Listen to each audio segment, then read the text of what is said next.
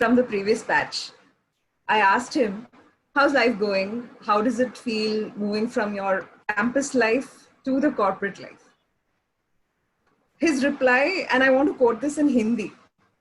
क्या बताऊं मैम, अब जाके पता चल रहा है कि वो पिज्जा का लास्ट स्लाइस के झगड़ा करने में और एक पूरा पिज्जा अकेले खाने में कितना फर्क है. Good afternoon, Dr. Sasikumar, Dr. Johnson, Mr. Prashant, my colleagues, and my dearest students. I am Elizabeth George, course coordinator of CDAC Juhu, and I welcome you all to the most awaited panel discussion, the Campus to Corporate program. Sure, the analogy with the pizza was a very funny, honest, but a one-sided picture of the story. Students, the additional fact is that you are going to make a transition from campus life to the corporate climate.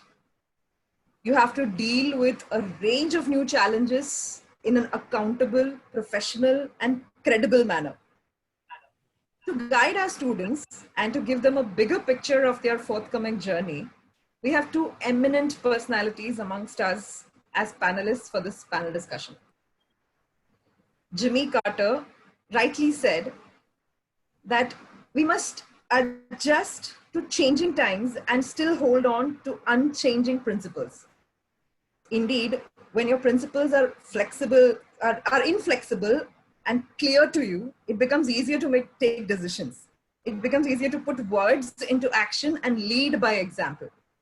CDAC Mumbai is privileged to have one such leader who believes in action more than words. He's none other than our Executive Director, Dr. Sasikumar.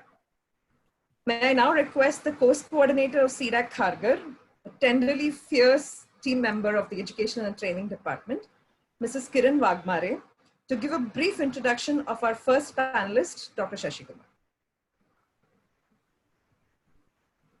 Thank you, Elizabeth. A very good morning to everyone. It is my pleasure to introduce a dynamic personality of Dr. Sasikumar. Dr. Sasikumar is currently the Executive Director of CDAC Mumbai. He has been with CDAC since 1987 after completion of his B.Tech from the IIT Madras. Further, he did M.Tech from IISc Bangalore and doctorate from the BITS Pilani. His expertise area are artificial intelligence, robotics, and educational technology. He is a co-author for 2 books, that is Expert Systems, and the other one is Parallel Computing. There are 7 students who have completed their PhD under his guidance, and 3 are in progress. He has initiated and nurtured a number of projects in his area of artificial intelligence and e-learning during his career. Dr. Sasikumar has over 100 publications so far. He is a programming committee member in a number of international conferences and number of board studies and advisory board for the selected institutions. On behalf of E&T Department, CDAC Mumbai, I welcome Dr. Sasikumar for providing his gracious presence to join us today to enhance our joy of panel discussions. Welcome you, sir. Thank you very much, Kira ma'am, for giving us and concise introduction of our panelist. So I met our second panelist, Mr. P.K. Kutty, at the BTS campus placement process for the August 19 batch. We introduced each other and then started talking. It was one of the most entertaining conversations I have had. He was so down to earth, genuine, and jovial. I went into a laughter ride for the rest of the conversation. Mr. P.K. Kutty, I am so glad that you're a part of this panel today. May I now invite the Deputy Chief Placement Officer of CDAC Mumbai, the shimmer of the department, Mr. Davinder Singh, to introduce the second panelist of the day. Thank you, Elizabeth. Hope I'm audible to everyone. Yes. Yeah. Good morning, everyone. We are pleased to have with us our next elite member of today's panel discussion, Mr. Prashant Kutty. Everyone calls him PK. Mr. Kutty is a down-to-earth personality, a good human being, and always ready to help others. Mr. Kutty has an overall work experience of more than 20 years in this IT field. Currently, he is associated with BTS as the Director of Digital Production Team, and since last 9 years, he is rendering services with BTS. Prior to this, Mr. PK was with Tata Interactive Systems Mumbai for more than 5 years, and he has been with many other organizations like Aptra Incorporation, ILFS Education, and many more. PK lives in Seawoods, Navi Mumbai with his family. Mr. Kutty loves swimming, traveling, and exploring new places, and also loves to spend quality time with his son, who is in 11th standard. We asked a couple of his colleagues to describe him. So as per their colleagues, he is a fitness freak, a person who loves to learn new languages and knows many. Having said this, we would now request all of you to please welcome Mr. Prashant Kutty. Thank you, sir, for making yourself available for this panel discussion. And we welcome you. Thank you. Thank you, Davinder. Thank you, Elizabeth. As Thank you you, can see, I am a Davinder. very dynamic personality. See, look at my hair. It's completely dynamic now. Thank you, Davinder, and thank you, Mr. Prashant Kutty. Accordingly, I must be one of the least dynamic personalities because my hair is still there in place.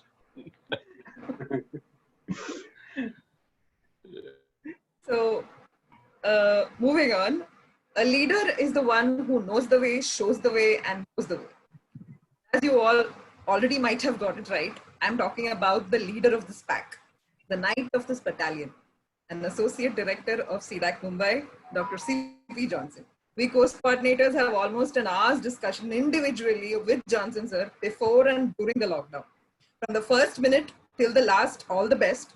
He always ends with an all the best. And the entire discussion is about what is the next plan for students, and endless discussion. One such endeavor is this panel discussion.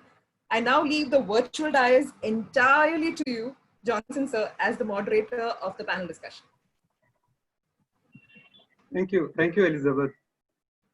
And it's really pleasure to see and to have Dr. Sasikumar and Mr. Kutty, diverse, very different type of personalities as such, as we have explained over there, not just in terms of their number of hairs on the head, even otherwise, it is like that. So it was, I've been working with Dr. Sasikumar for the last almost 10 years, and a lot of learning in terms of technical things, and he always make sure that we are always innovating something new at the department, at our institute itself, and make sure that we are always going ahead or beyond our existing times, and think beyond that one. That's one thing very special about Dr. Sasikumar, and because he has rich experience in technical activities, also managing a lot of projects, and also in the education sector. One thing we missed out is that in his introduction is that he is also a professor in IIT Bombay in one of the departments there. And coming to Kutty, when I talk to him, I am full of smile on my face when I see him, talk about him also, not just talking to him, because the smile, that laugh that he has on his, because he dil khol ke hasta hai. That is what he does that, and it is very special of him. A lot of learning in terms of management and how to handle the pack. That is very important. Important thing that I learned from Mr. Kutty. And now to both of you, sir. Sir knows a lot of things what we are doing in the education sector during this lockdown period. Actually, what has happened is that this lockdown period, we are actually using it as a great opportunity to learn ourselves and introducing a lot of new concepts that otherwise we had it, but we are not getting time to introduce, because PGDAC is always a course that it starts and ends. We don't know when it starts and when it ends. It is like so fast it goes. Now we have got 3 months time to work, think, and what all we were thinking of doing, so many things which we are able to do during this particular time. And during this lockdown time, students have got lot of benefit from the activities that we have been doing. And some of the students who are good, they have become better over these 3 months, and the better students have become best. So there is a lot of learning by the students during these 3 months. So one of the activities what we are doing actually a plethora of activities. So one of them is that this industry interaction that we have. In that also we have different types of industry interactions. One is that a regular, just one time talk by the expert. This is the panel discussion by the team of recruiters that we have. And also we have training programs offered by the corporate sector. So this particular program is part of our campus to corporate program, that is CTC, campus to corporate program. In this one, we had one session earlier with another two companies. Now this is the second panel discussion we are going to have. So thank you to Shashi sir and Mr. Kutty for being here, and going to spend around 2 hours power-packed, a lot of learning-oriented panel discussion that we are going to have. Before we start, I would request Dr. Sasikumar sir to speak around 10 minutes on an introductory talk, and then followed by Mr. Kutty again also speaking for around 10 minutes. Then we'll get back to the question session. Okay, sir? Okay, so thank you for all that introductions, and also nice to meet you, Kutty. I think I've met you once before, I vaguely remember. Yes, I have brought him to your place. That is good. Anyway, we are learning to do a lot of things online, including meeting people and getting a lot of work done. Sometimes we are very more productive online than otherwise. Sometimes we are less productive, but that's how life is. So I'm not going to give a big long lecture on this, and plus I think Kutty is there who can talk more from the industry perspective. So I will kind of sound my traditional bugle of what I believe are things happening and how we should prepare for the days ahead. So I think what pretty much everybody understands today is that there is so much happening around.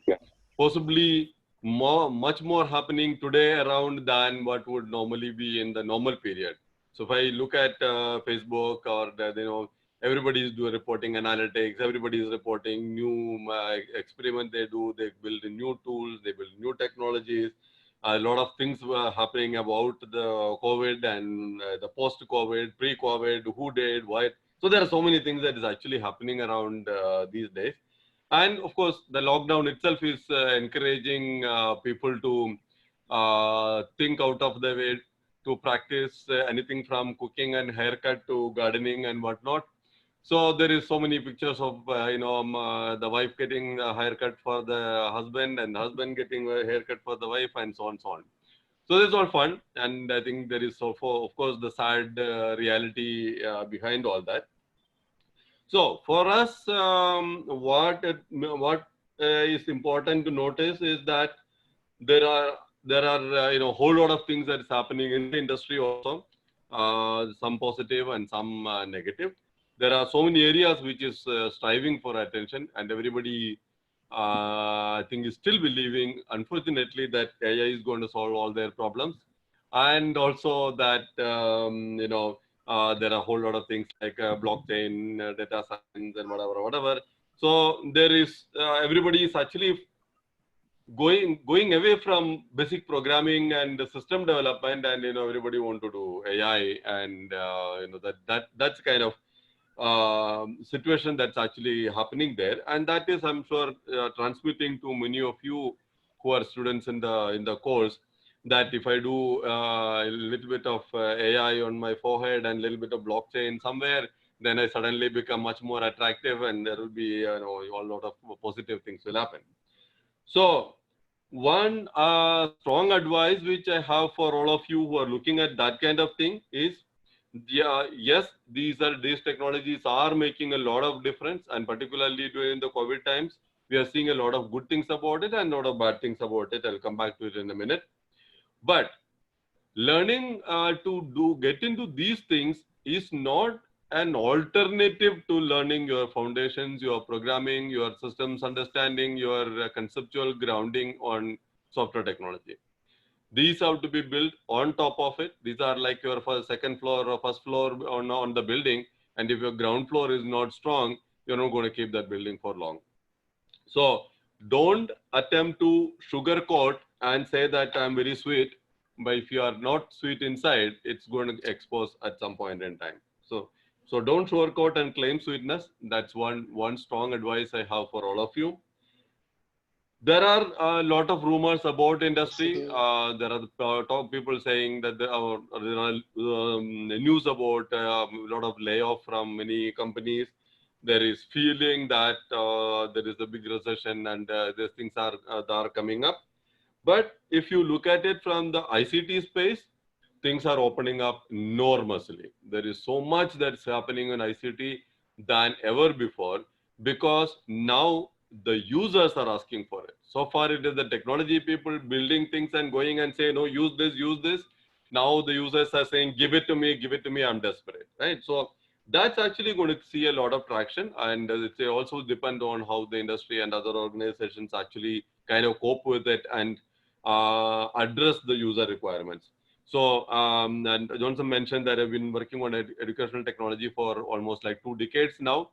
We have been shouting at the top of our voice, use technology in education, it can improve value, you can do better, blah, blah, blah, blah.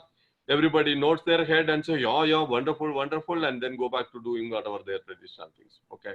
We have not been able to convert almost anybody significantly into adoption of technology, except through whatever ACT and all that, people have started using PowerPoint slides. Most of them downloaded from the internet without even knowing what is there in the slide. But that is about maximum that has happened in e-learning. But today, over the last 3 months, you see everybody is into e-learning. Everybody is trying to do video lectures. Everybody is trying to create content creation. Everybody wants to know how to do assessment without physically being present. 3-4 board of studies meeting that I was a member of had exactly that concern. How do I conduct the final examination without getting the students to the campus?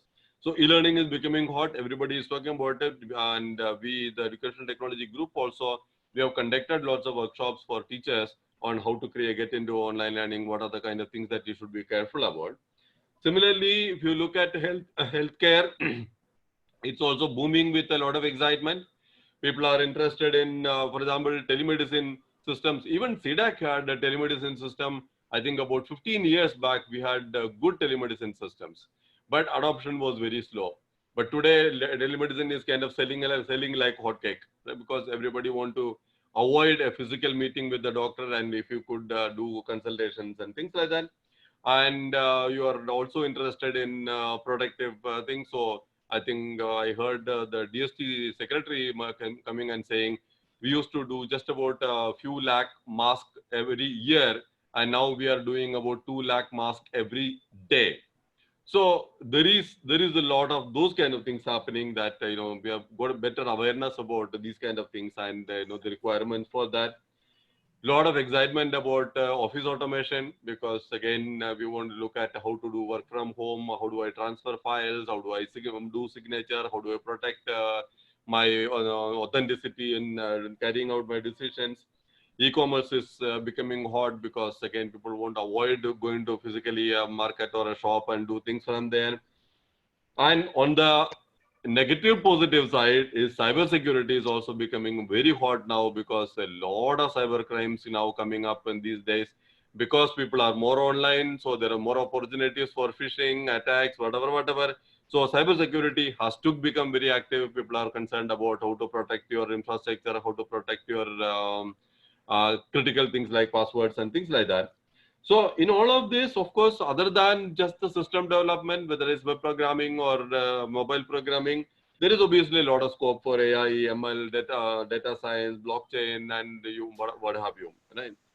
So for the ICT people in the ICT space, I think the days are looking good. Okay, unfortunately on a sad backdrop, but the prospects do look good. So be prepared so that when the right opportunity comes, you are ready for it. But be patient, because things may not immediately happen. It may take a little while by the industry to recoup itself and get back to ground. And in terms of what I would advise you, ensure that your foundations are strong, because everything is going to build on that. If your basic maths is not good, if your basic programming is not good, if your basic design abilities are not good, forget it. And if you look at the COVID related predictions, everybody has become a data scientist today. Everybody has predictions about what is going to happen to India, to the world, to everybody. And what is happening to the world is very different from what any of them are predicted. And it shows how shallow these data scientists, so-called data science expertise is. That's a good lesson for us to remember. Keep your communication in good shape, because that's something going to be permanently valuable. And I'm sure Johnson and Co are doing their work in improving all that. But so I'm attend to that. And above all, keep a positive attitude, because these are bad times, difficult times. And also there may be a little bit of discomfort along the way. So being positive about something is going to come up again, come up brighter in the days ahead, is the way to move forward. So I'll stop here, and then anything else I may add it as the questions come up. Thank you. Thank you, sir. Actually, you have given us a lot of hope in this short speech. Students were a little hesitant to know that what is going to happen after lockdown, because many of the industry are getting affected because of the lockdown. But you have actually given us the confidence that one in IT sector, it is going to be, the boom is going to be better after the lockdown period, because of the n number of online activities and other events that we are going to have, and higher end technologies that we are going to use. Thank you for that, and thanks for that short speech. Now I request Mr. Kutty to speak. Thank you, Johnson, sir. Right. So to add to Shashi sir, whatever he's saying on this, I've been working with BTS for about 9 years now, and BTS is not really a software company per se. It's a consulting company, but digital or makes about 30% of whatever BTS does.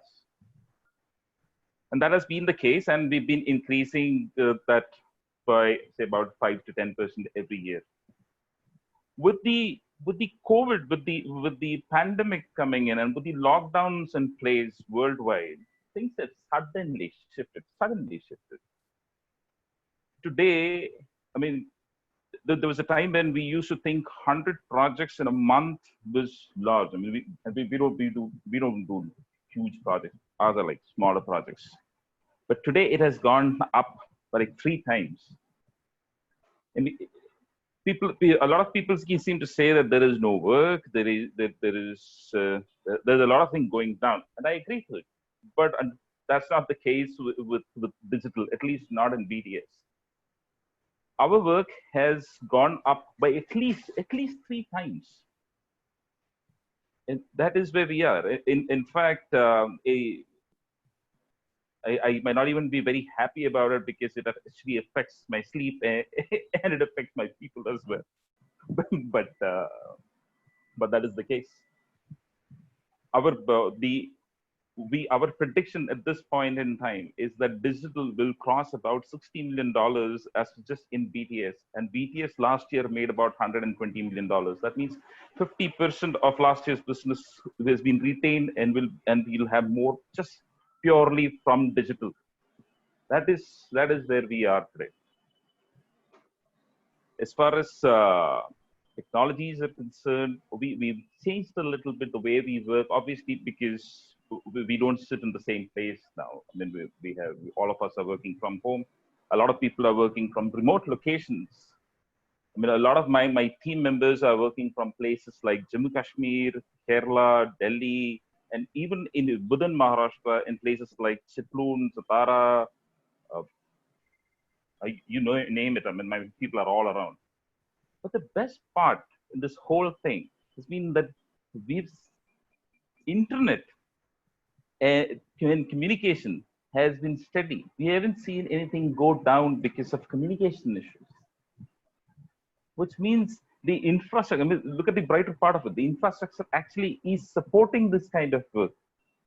We were always skeptical about working remotely. I mean, I always thought if I go to say a place like Chipton, I have a question mark. I mean, I've been there, but now that's not the case. We have high-speed internet connectivity throughout.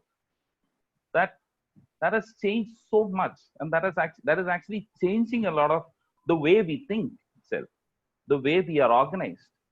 And in fact, we are even considering. Maybe it's just a consideration. It's not actually, but BTS is actually considering that maybe 25 to 50% of our staff will actually work remotely, and that helps in places like Mumbai, where I personally spend about 3 hours traveling to the office every day. And when I say traveling to the office, I mean one way. From Seawoods to Goregaon is about 3 hours of drive. So there is a lot of good things happening as well. In terms of industry, we all know that the hospitality industry, the entertainment industry, the traveling industry, these are all affected. But at the same time, as Shashi sir said, the healthcare, insurance, telecommunication, all of these industries have actually gone up. The demand for IT has increased with almost everybody in the education industry moving to virtual. Nobody is doing in-person sessions anymore. Everything is virtual. So the demand for things like simulations have actually boomed. Within my company, to be very honest, it's not like our company is not affected. I mean, as I said, it's a consulting company. So there have been places, there have been departments where we have furloughed or we have kept people on, we've asked people to go on leave in certain areas. But digital is the only place where we are actively recruiting even today. And that is where we are. And that is where I would like to begin this from. I mean, we'll continue more as we go ahead. But in my opinion, we are in a good position as an industry. Thank you, sir. And that also giving us a lot of confidence and hope in terms of our training activities and further placements also. And about BTS, I just forgot to tell that many of our students are working there, very good students are working there, and they're extremely happy working over in BTS, particularly in terms of their working culture that BTS has.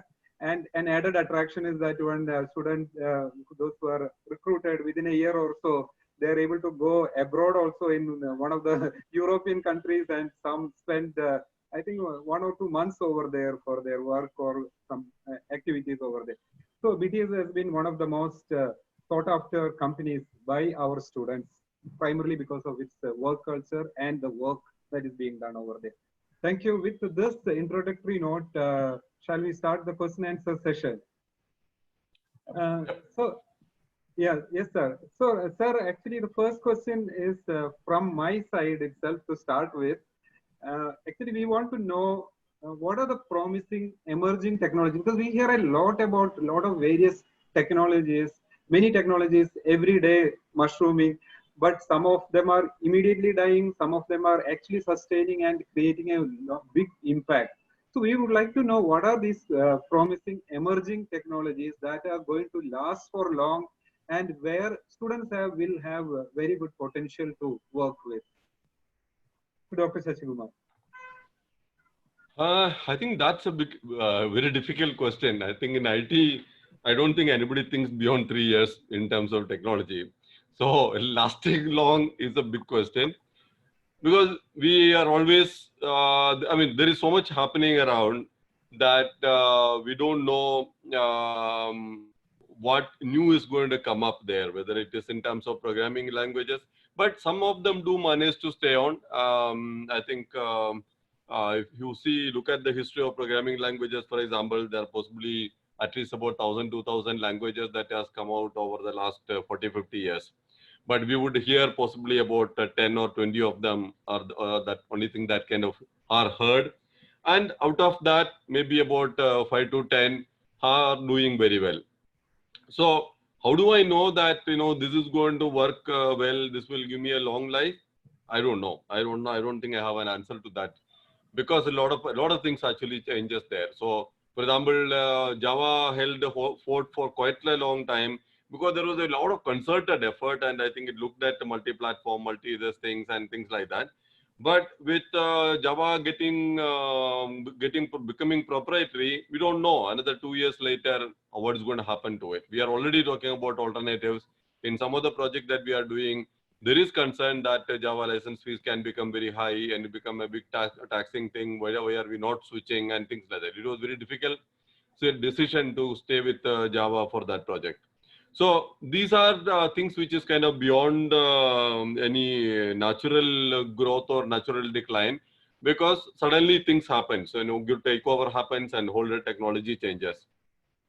But one thing that is kind of happened or is getting strengthened over the last few years is very heavy growth of open source technologies. Almost nobody is now building tools and saying, I will sell it at $100 million or whatever. So most of them are actually building technologies and say, go ahead and use it. Full source code open, whether it is Facebook, Google, even the notorious Microsoft is now throwing away code and saying, use these open source technologies.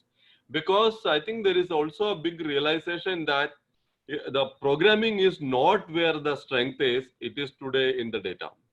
And that's a big problem. And, and a lot of people who are going to work on data science and related areas, I think I should also warn them that, see, these are not really new areas. We knew these things long back, but we didn't have the data. We didn't have the computing power. So we're not really looking at something new. The ability to look at data, machine learning kind of models have been possibly around for last 50 years. Okay. But in the last 10, 15 years is when we are talking about in a bigger sense, because now data is becoming available. But you have getting good quality data. So there are, so again, going back to the foundations, because the challenge is not in machine learning algorithms. I think it's a waste of time to go and implement a deep learning algorithm or SVN or whatever. They are easily available in good quality code. But the challenge is, how do I model the problem? When I given a prediction model, I mean, that's why I gave you the example of COVID, for example, that what data is likely to influence the trend that's coming up later? What horizon should I look at? If I had to look at too large a horizon, I'm in trouble, because a lot of external factors have already made the data invalid. If I look too small a horizon, I'm in trouble, because the enough variability is not being captured. This is the challenge that most of these prediction models actually suffer from. These are not technology challenges, right? So in terms of other capabilities, again, AI is also not a new area. I mean, those who have been working in AI say that it is born in 56 or something like that. Okay, so it's almost like much older than me. So, but it is going through variation. So deep learning has been a relatively recent thing. So a lot of developments are happening there. They are more incremental there. So the foundation that has been laid at that time still holds. So if you knew your ML good from that time, machine learning if you good from that time, I think you can still pick up your deep learning and still move on. Okay, so that is one message, that the core of the discipline is not changing too much. Okay. The relational databases, which is 1970s, is still the most popular way of doing storing data. Yes, there are challenges, very large databases, multimedia databases, non-SQL, etc., etc. But almost every project still relies or prefer to stay with the relational databases. The SQL queries really haven't changed over the last 40 years, right? Programming haven't really changed over the last 40 years. Again, except for adding bells and whistles and making things life a little easier and so on. So one message is, keep your foundation strong. You should be able to jump into any wave that comes and ride it comfortably. If your foundations are weak, your life is anyway going to be short-lived. But having said that, I already talked about some of the areas in my intro itself. Blockchain is also becoming very very popular for many, but I feel a lot of use cases that people are talking about for blockchain are unwarranted, and it does not actually meet the blockchain requirements, or it does not actually enable the power that it can actually provide. Data science is obviously going to be important for a long time, because there is so much that can be done out of it. And we believe that wherever explicit knowledge is not available in adequate quantity, data-driven extraction of knowledge is possibly what is going to drive the world for a long time. So whether it is about finding a vaccine, so look at how vaccines were invented for diseases earlier. That is not how people are doing. Now you're doing, genome reversal and DNA analysis and all that to figure out what molecule is likely to impact that, molecule structure, and then you create a molecule, something related to that. This is something that is unheard of, in erstwhile days. So a lot of technology, similarly in Internet of Things, now everybody is talking about quantum computing. There is, robotics becoming. So I think a lot of these ideas which were possibly planted 30, 40 years is now seeing a fresh growth. There is fresh use cases available. But so I think there is no dearth of it. I'm not listing out making a big list out of it, because I'm sure you can easily get it from anywhere.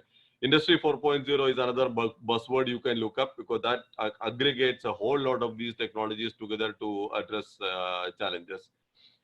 So yeah, so I'll leave it here, and maybe take it up in question. Yes, sir. Very right. Rightly said. This AI has started around 60 plus years back, and we didn't hear much about it in the initial in 80s or 70s. But suddenly, in the last decade, we have been hearing only AI.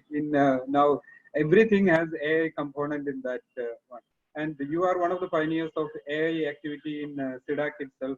And now we have been doing really good work in AI in CDAC itself. That's a very good thing. And question to Mr. Kutty from my side is that from further what you said about people are working from home and all. So in that aspect, actually, we are not now constrained with the space for people to sit in the office and all. So yeah, that may be actually a very good boon for the IT industry, that when you can recruit many more people, and they can work from their home, and there's no travel required, there is no space required and all. So in that aspect also, you think we are going to have a better impact, positive impact of this COVID lockdown? You're mute. Yeah, you're right, Dr. Johnson. This is probably one of the positive impacts here. I mean, it's not like work from home was not present earlier, or in fact, in BTS, we usually work from home like twice in a week. So maybe a company like ours were more prepared for this kind of a lockdown in some ways, because we have an active WFH policy. So most companies, probably the ones who didn't, now will have this, and they will move into. They'll make. Even from a business continuity point of view, work from home helps, because then your people are all in different locations, and if something like this happens, it helps, because it doesn't impact the central location, or you're not centrally located, then it helps. So yes. But one thing that I would like to mention here is, it's not really an emerging technology. It's as Dr. Kumar said, it's always been there. It is cybersecurity. Cybersecurity is something but the technology related to cybersecurity is always emerging. That's because criminals are always trying to be one step ahead of you. Yeah, that's right. Yeah. So that will always be there. Correct. Yeah. That's my short take on it. Thank you. So we will move on to the students' questions now. We have first question is from Neha Pise. Neha Pise, are you ready? You can ask the question. Yes, sir. Good morning, everyone. I'm Neha Pise, and it's an honor and a privilege to be a part of this panel discussion. My question to both the panelists is, which technology, according to you, can serve as an instrument to transform the society? That's a interesting question in some ways. We can't really predict the future as that is obviously the case. But many people think that the Internet of Things could be one of these is, one of the could fit into your question. After all, so what is, I mean, if you ask what is the Internet of Things, it's about it is about just devices with embedded technology that now have Wi-Fi and are connected to the internet. They're connected to the internet, and as a result, they're connected to each other. They keep on sending data to each other, based on which several things can happen. For example, today you have Amazon Go. It's a shop or a retail shop which Amazon operates, where there are no people. You can just walk into the shop, you can pick up things, and those things are automatically added to your wallet. And when you move out, it is deducted from your wallet as such. So smart wearables. Like if I use my watch, it tracks how many steps I make, and the same thing is communicated to an app called Health Genie, which is operated by my Apollo Munich, which is my insurance company. And every day I do it, and based on a certain number of steps that I do, I get certain discounts in my yearly insurance. So that could be a possible play area which could transform society as we know today. But that is only possible. We cannot guarantee that. Yes, sir. Sir, Sashi sir would like to add something? Yeah, actually, I'm going to invert that question and say, which technology is not transforming the society? Okay. And make it worse and say, what do you mean by transform? Is it for good or for the bad? So if you take any technology, it has done something to the society, either positively or negatively. So I think it is not about which technology. One, it is our desire or our opportunities, like what I talked about e-learning. So we had the online classrooms and things like that. Everybody, I think when Kutty talked about work from home, I remember, I think about 25 years back, United Nations started a project for work from home. At that time, there was no internet and all that to speak of. It was called teleworking. Okay, and there were theses written, there was work done, but nobody adopted it. Okay, and it is not that lack of internet, because the internet became available much earlier than today. But we still feel, if I want to meet Kutty, I'll either walk to go to his office, or I'll say, can you come over to my office? Why couldn't we do this before? We didn't. It could have saved a lot of it. It possibly would have reduced the carbon footprint a heck of a lot if everybody actually did virtual meeting instead of taking a flight and drive a car and whatever. So whether it is healthcare, education, the general social things, accessibility, commuting, carbon footprint, climate change, there are a package of technologies which certainly have contributed to worsen it and to improve it. Ultimately, the choice, I think, is the balance that we want to do. So it's not technology, it's you, the people. Absolutely, sir. Thank you. Thank you, sir. Thank you, Neha, for asking that good question. Now, we will have one more question on these emerging technologies before we move on to the placement and other things, interviews and that preparation side. I know. So we have the next question from Dhruv Tyagi, all the way from Delhi. Hello, good morning, sir. Thank you for giving me this opportunity to ask our panel members one more question. Sir, my question to both of you.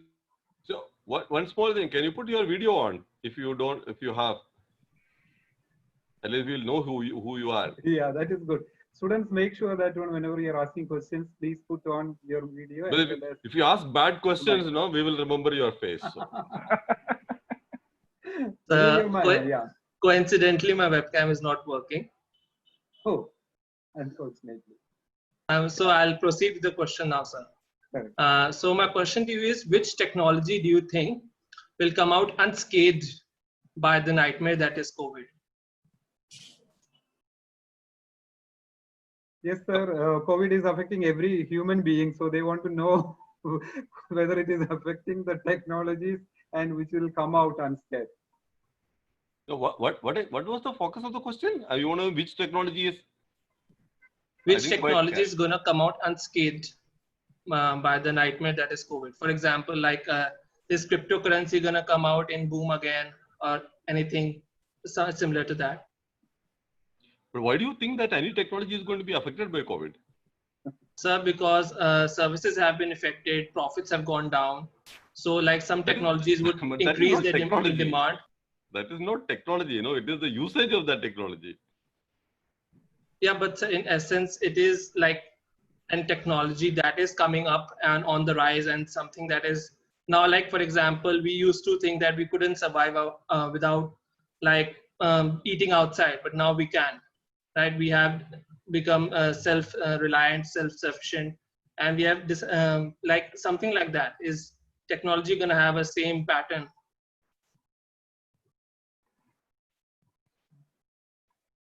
So Dhruv, I mean, as sir rightly said, the technology doesn't really get affected.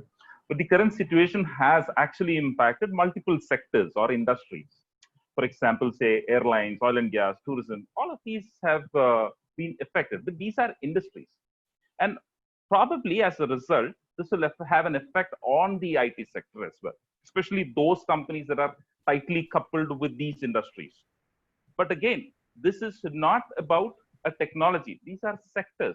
So if I am if I'm in an IT company that caters especially to say airlines, then my work or the income that my company generates might get affected. But that, however, is not at least in my opinion, that is not whether it is going to be a permanent impact or not. That will take time. But as of technologies, the need and dependence on technology would only increase in future, as far as especially the post-COVID future. So there is no technology being affected by it. There might be a demand for more. Am I making a little more sense, Dhruv? Yes, sir. Thank you. Sir, Shashi sir, many of our staff also is present here attending this particular session. Particularly, my team is there. Almost everybody is there in that. So we would like to know from our staff side one thing: how AI can be effectively used in our education and training activities. Can you briefly explain those things so that we may be able to work on that? Oh, there is a lot. I think I'll give you a separate lecture on it, because see, in 1987 when I joined here in NCST, that was the forerunner to CDAC Mumbai, we had a group on AI in education. 87. Okay. So I mean, see, AI is, what should I say? It's a kind of tasty masala that can go with pretty much any dish that you prepare. It can value add. Okay, so for example, you want better feedback to the students. So like currently a lot of students are doing things online, but we really don't know what is their learning achievement so far. At least in a class, I feel that, okay, when I look at the student, I feel, okay, at least he's listening to me. He could be, just keeping his eyes on me, but and thinking about something else. But at least the eye contact seems to indicate that, there are people listening. Maybe I'll ask a question in the class, which of course, to some extent I can do. So how do I generate feedback? How do I track levels of interest, particularly for a distributed audience? How do I produce content which is appropriate for different kinds of people, now that everybody is kind of coming to me through different channels? It is not like they are just listening to my audio directly, but it is being transformed by lots of technologies. You know, it can get converted into something or the other, get broadcast, it goes to various networks. So there are opportunities to sit somewhere in between and try to customize, try to tailor. So in one of the proposals, we were trying to say that, for example, a lot of rural people who may not have a good bandwidth connectivity, how do I make this lecture available to them, for example? Okay. So one simple thing is extract the audio and give it to them. Maybe my face is not that good looking for them to be enamored by it, but maybe what I have to say might be useful to them. Okay, the slides could be shared with them upfront or maybe even in the book, and I can just talk. So I mean, of course, this is not necessarily AI per se, but I'm saying there are opportunities to address a whole lot of new problem that is getting thrown at us. So we have been talking about, I taught a course on intelligent tutoring systems. I taught a course on learning analytics. We're looking at educational games.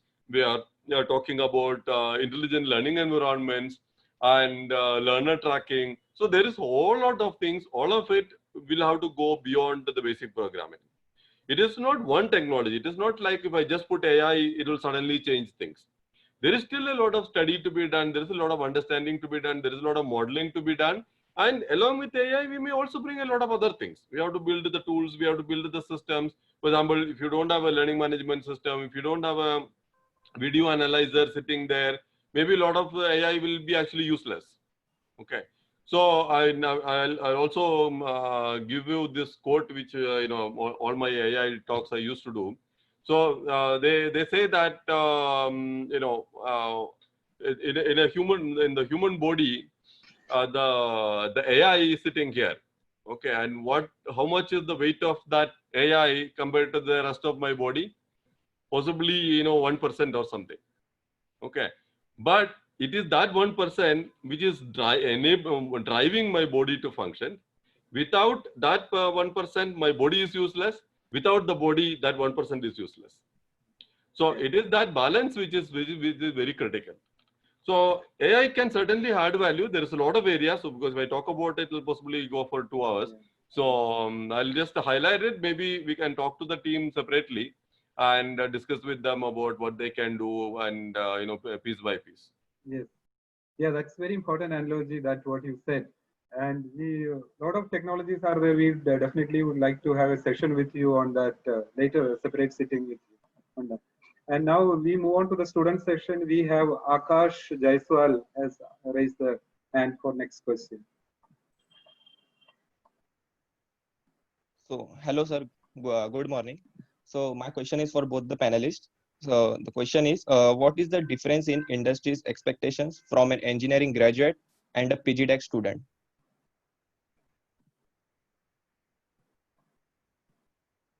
I think probably Kutty can start. Yeah, I think this for Kutty, not for me. We treat them same. So, yeah. Sorry. That's an interesting question here. Akash, first, why did you ask this question? That's what I wanted to know from you. Even I don't know, sir. Okay. All right. So, I cannot obviously speak on behalf of the entire industry, but I can try and explain my thoughts as to what drives me to CDAC every 6 months to recruit. I can put in my point of view here because I have recruited. That will be really good. Yeah. So in my opinion, except for a very few institutions, most engineering colleges are, unfortunately, at least in India, are unable to provide quality education.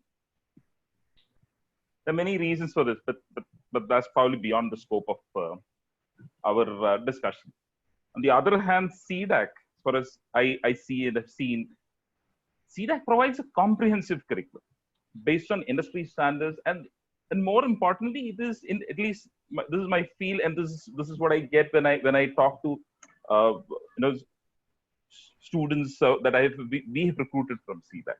That there is this whole bunch of people who are genuinely interested in the students' development. The 6 months in CDAC, the stuff ensures that you are ready for the real world. So to keep it short, I mean, from an average Indian engineering college, I expect to recruit a student and hope he or she will turn into a professional in a couple of years.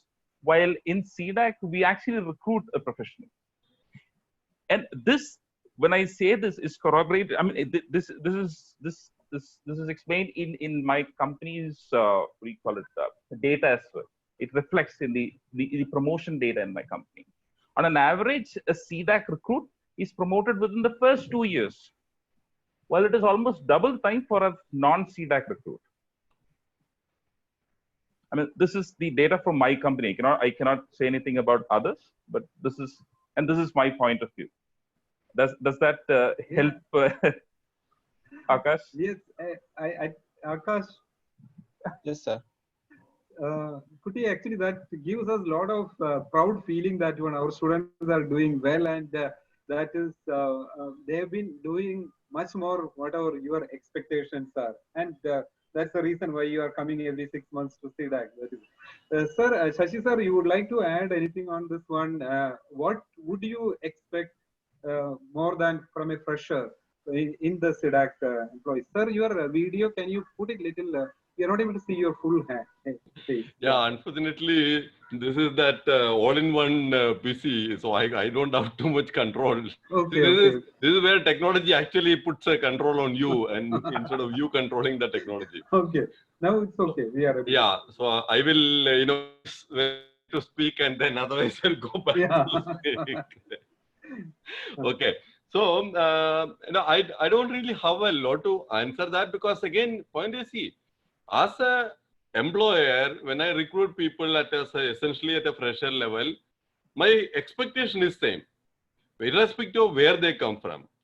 But then when I look at something like CDAC versus the engineering, because I know that typically in an engineering college, neither the conceptual foundation nor the practical component is likely to be very high. So these are statistics that tells you that there is the issues. So I would hope that with the DAC, a lot more practical grounding would have happened. At least a little bit of theory. I'm not very sure how much you will be able to refresh in a very tight pattern like this.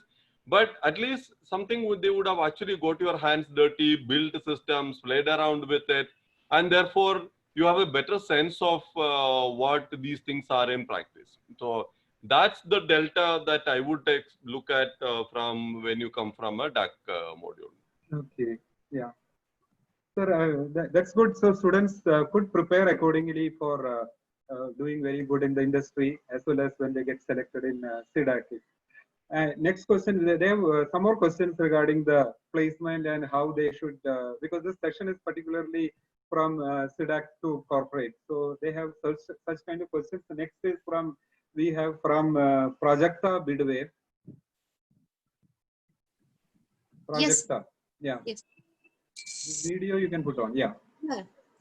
So my question is to both the panelists, that have you ever been presented a resume or an interview that really stood out or impressed you? And if, then what about it made it so impressive?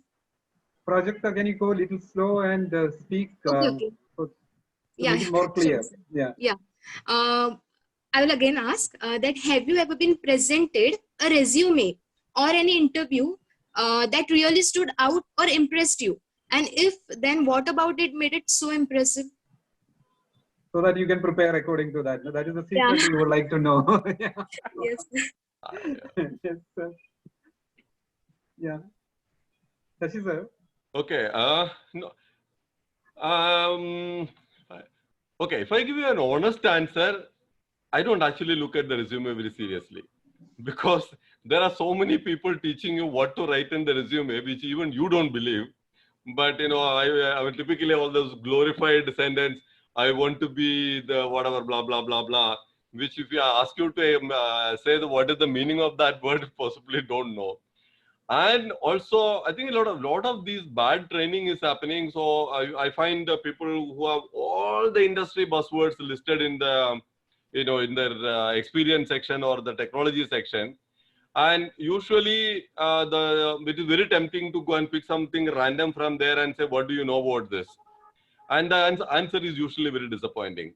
So it will be like, when I was at, on 14th March, when I was traveling in the train, I saw somebody in the platform mentioning this word, and that's a familiarity which I have of that technology. Okay. So, okay.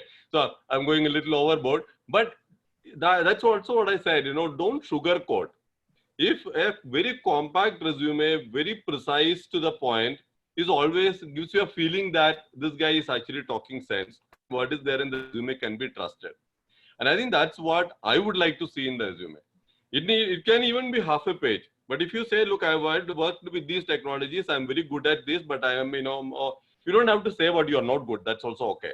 But don't put something you're not good at it, or you're not comfortable with it. So that the idea of a resume is partly to position you, saying, okay, you can be a good developer, you can be a good tester, you can be a good designer. Okay, one level. And secondly, it also tells what kind of questions should I ask you, right? So if you say that you're not good at programming, there's really no point in wasting time on programming. But if you write Java, C, C++, Fortran, Python, basic everything there, I'll pick up Python and say, what does slicing mean in Python? Actually, sir, Python, I have only read one page of an article which is somewhere, Then I tend to believe that the entire thing in your resume is fake. So I think again, the question that I would invert the question and say, don't do these kind of things which will make an employer lose confidence in you. As long as they are factual, more or less, this thing, little bit of glorification is okay. I mean, we'll all ignore it. We know how to ignore that part.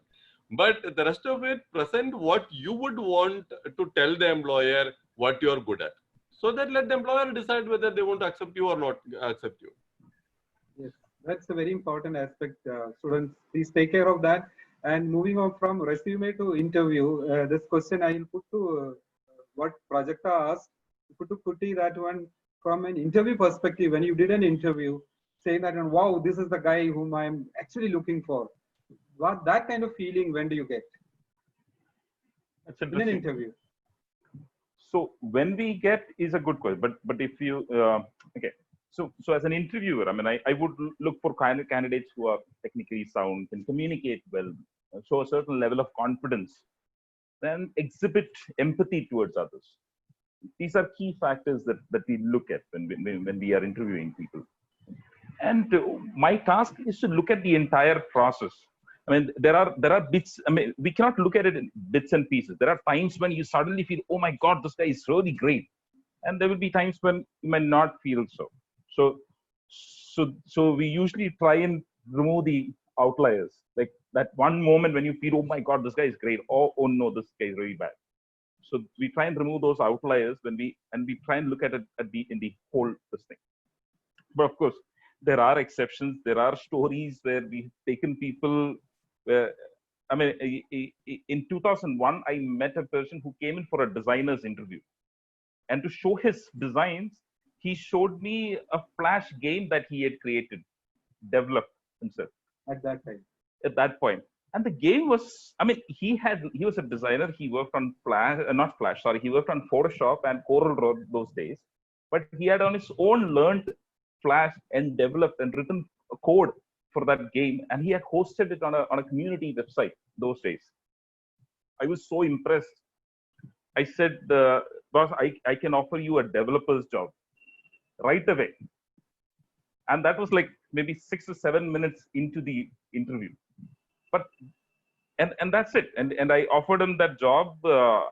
In fact, today, if any of you all join BTS as a developer, you will probably be reporting into his team.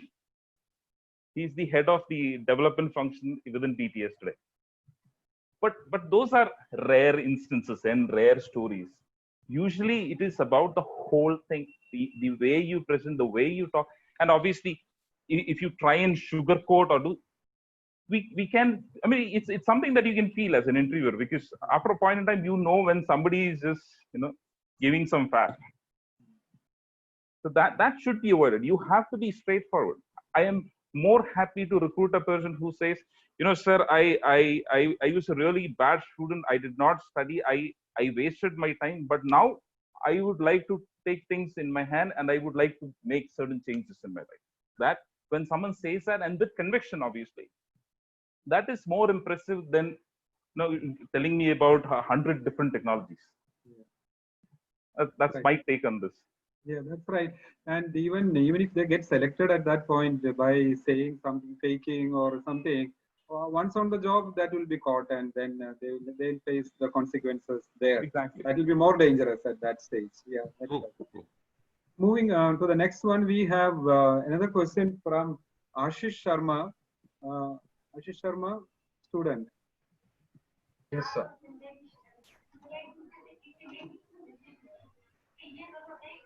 Yeah, I'm visible. Yeah. Volume. Yeah.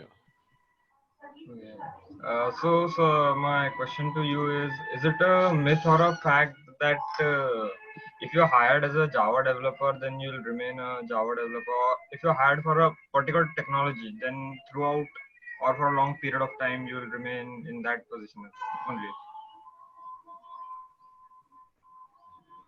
Sir, is the question clear? Yeah, I got it. Yeah. So, I mean, at least from a CDAC point of view, that is usually not the case. And in theory also, that is not possible because your typical existence in the industry would be about 30 years. So if you go by on an average, no technology survives for 30 years. Okay, very rarely does anything go. And plus, if you join today as a Java developer, I mean, you don't want to be at the age of 55 and 60 to be doing Java coding, procedures, right? By that time, you would get into architecting, designing, client interaction, getting new projects, project lead and things like that. So there is a growth pattern in that sense. You can also laterally move into other technologies because I'm sure even companies will change technology depending on what the requirements are. So no, I mean, very rarely would any company be defined by a technology. So if a lot of demand comes from .NET, they will all say, okay, no, you all migrate to .NET or get out. So if you can't get to learn .NET, there's no point in continuing that. So both ways, I think changes naturally in most places. But of course, we are very good at Java development. There are a lot of Java projects are currently going on. There is a good future there also. So it's not necessarily a bad thing. But no one will tie you for a very long time on any technology. I mean, that's my take. What about in BTS? I completely agree with Shashi sir on this. I mean, when you start off, if you start probably as a Java developer or as a .NET developer, you might be in that limited scope for probably a year or two, or for some period. But companies obviously diversify into other technologies or shift platforms completely. Like when I started with BTS, we were completely on the Shockwave platform. We were on Flash Player. And things changed. And now we are on Angular, JavaScript, all of those things. So things change. So with that, you, as Shashi sir said, you have to change. I mean, there is no other option there. You're not limited. You're not married to a technology. You cannot be. Yeah. And with time, your growth will also happen. I mean, you will probably move into some other roles. At a point in time, you will move into, say, marketing or management. Those things will also happen. Yeah, correct. That will all a lot depend on what interest you are showing in the particular field of work, right? So that will also have a lot of effect on that. Right. Is that clear, Ashish? Yes. Yes, sir. Okay. So we'll move on again to, I think Dhruv has again asked one more question. Dhruv, you can ask this. Sir, Dhruv had just called up and he mentioned that he had a power cut and will not be able to continue the meeting. Okay, so we have Pratik Kajale. Yes, sir. Hello, sir. My name is Pratik Kajale. My question is to Dr. Sasikumar, sir. My question is... Pratik Kajale, can you put on the... We are able to see only a Spider-Man. Yeah, I don't want to talk to Spider-Man and all that. Okay, sir. You can put on the video. Okay, sir, good. my webcam is... That's okay. Yeah. Where are you calling from? Sorry, sir. Which place are you located now? Sir, Usmanabad. Okay. Osmanabad. Okay. Yeah, go ahead. Sir, my question is to Dr. Sasikumar, sir. Sir, which one is better, to learn different programming language or select one programming language and go deep into it? Okay, that's a classic question. So again, I'm going to modify it a little bit.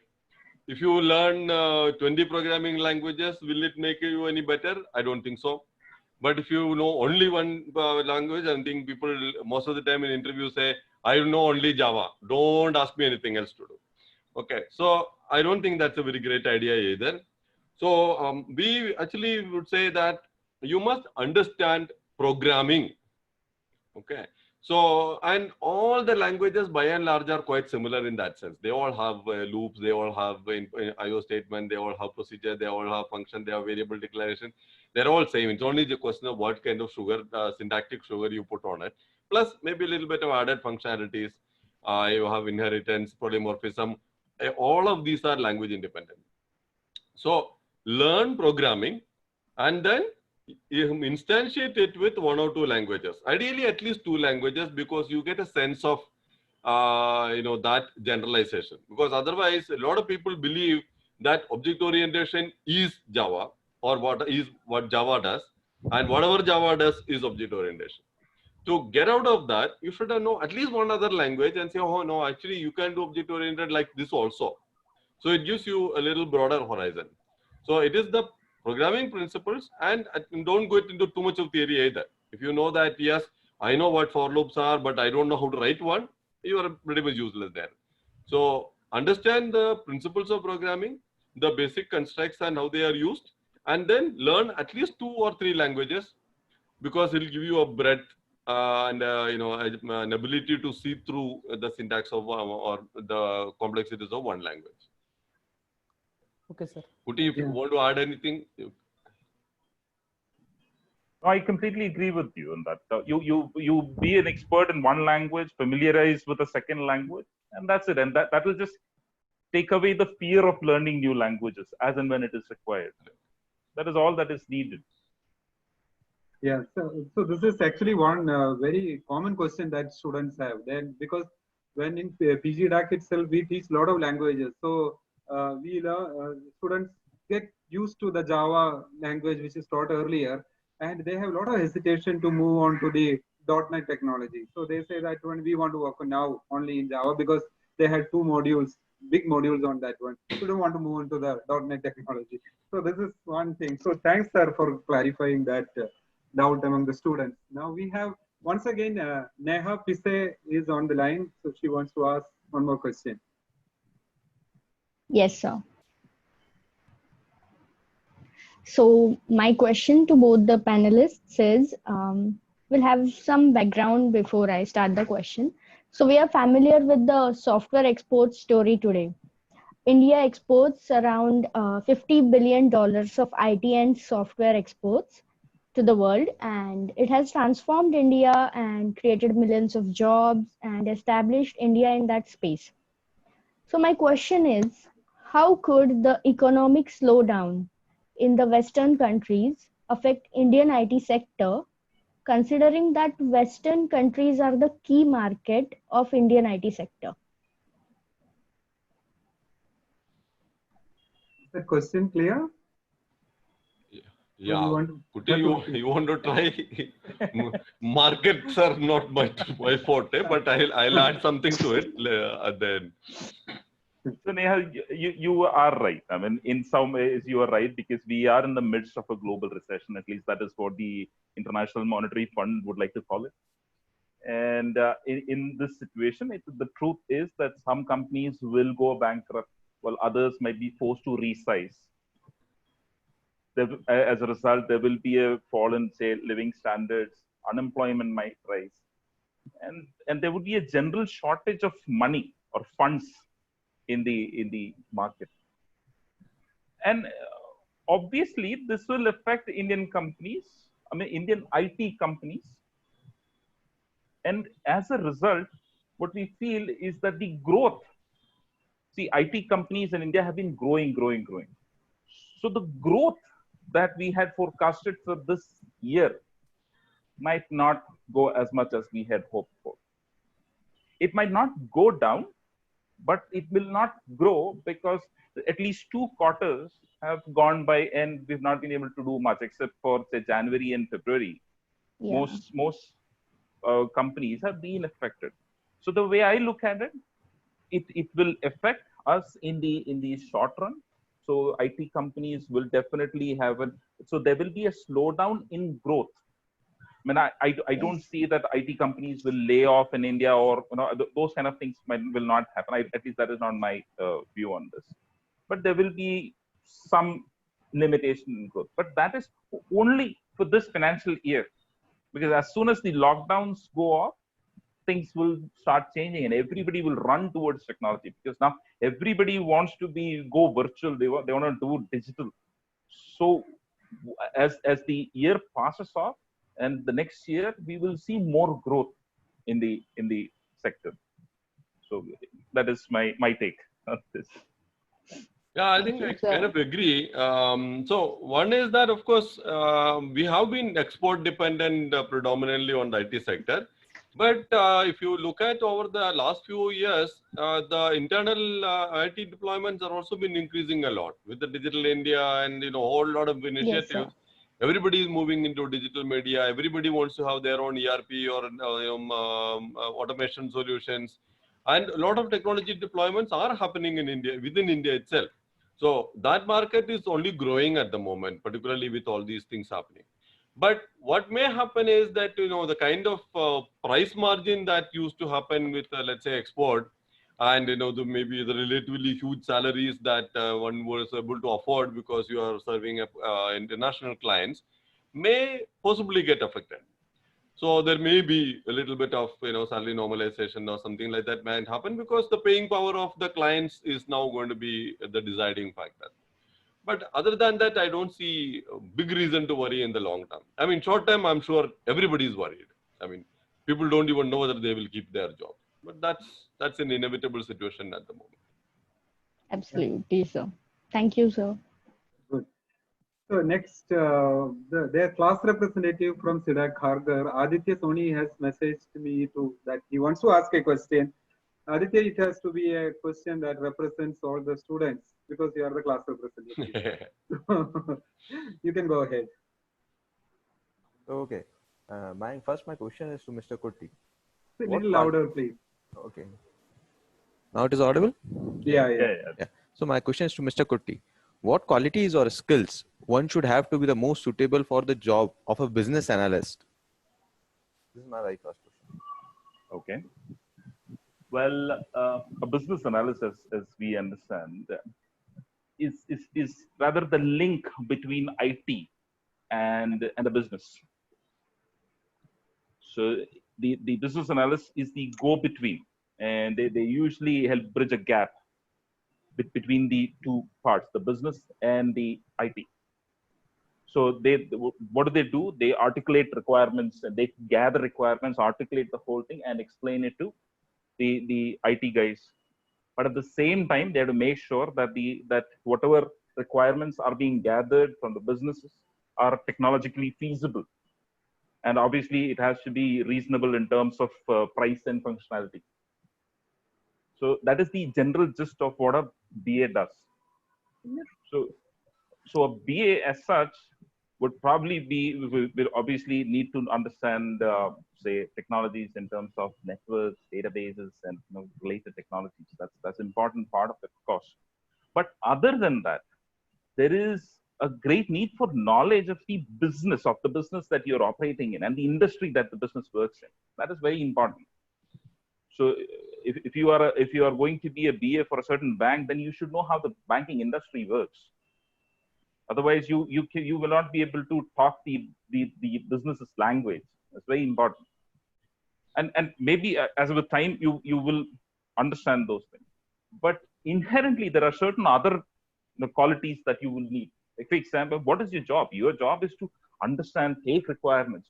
So one of the key things that you will have to do is facilitate taking of these requirements. So it is important. So your facilitation skills, your then taking these requirements, putting them into a model, creating a process model, those going through cost benefit analysis, all of these are important. I mean, it's not just about technology.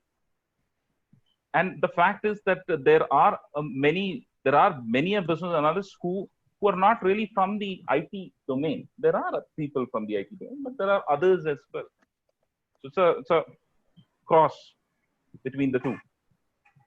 Does that help? Yeah, it actually helps a lot, like getting the. So the main question is, as being a batch representative, I want to know from all students side that I just asked about a single role right now as a business analyst. We have many things: developer, testers, DevOps developer, many things. So how I decide that what I want to be in right now current situation, like before going into the placement session, how should I like prepare myself that I want to be a DevOps engineer, or I would be a better developer, or I would be better at testing. How one student can decide these things, on which parameter, and how one should can proceed to learn those things also. That's a tough question to answer, but yeah, that's you Shashi sir would like to add anything based on artificial intelligence that you have learned? Because oh, sorry, I think I missed a bit question. Of it. What was the AI related thing? No, he is asking, there are a lot of job profiles available in the market now, like DevOps engineer, as a developer, or a business analyst, or a hardcore developer, these kind of things. So how does he know that one, which job he should go for, or which is most suitable for him? That's what you're asking, I think. Aditya? Yeah, yes, sir. That's exactly. Yeah. So that's why I thought we need artificial intelligence in this. Okay, that way. I thought it was a question about AI. No. No, I don't think there is any magic wand. So usually at the entry level, I think by and large, most people start with being some kind of a developer or tester kind of profile, which is okay because it gets you a feel of the business, working culture, and things like that. And then you can kind of choose from there, because there are opportunities in a sector wise, financial expert, domain expert, e-governance people, and things like that. There are within the IT space also, there are specializations like the security people, the what are called the deployment space, and things like that. So there are divisions. So I think once you get into the industry with some feel of the general issues, I think you can take a call after that. I don't think there is any magic wand at this point saying that I look at your horoscope and say no, you are destined to be A or B or C. Yes, sir. I completely agree with you what you said, because the call has to be taken by them. They have to analyze and see what needs to be done by them. And I think one more question related to related to business intelligence is there. So we'll take up that next. I think it is from Prajakta, by the way.